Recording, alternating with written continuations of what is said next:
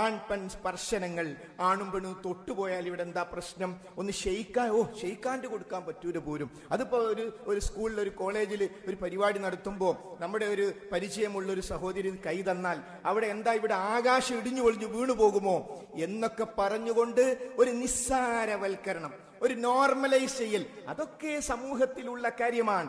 എങ്കിൽ നാം ആഗ്രഹിക്കുന്നുണ്ടോ ഹബീബായ നബി കരീം സല്ലല്ലാഹു അലൈഹി വസല്ലമയോടൊപ്പം സ്വർഗത്തിൽ പ്രവേശിക്കാൻ? അള്ളാഹു നമുക്ക് തൗഫീക്ക് നൽകുമാറാകട്ടെ.